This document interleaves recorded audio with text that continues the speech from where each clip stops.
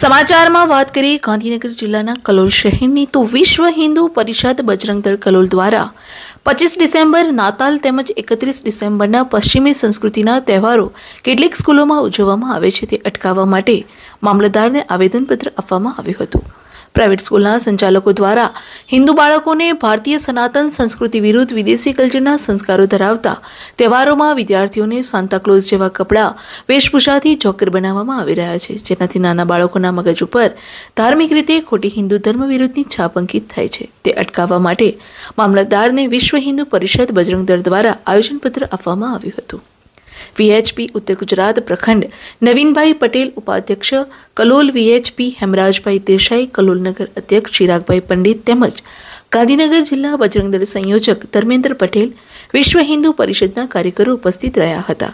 Bureau report, Kalol.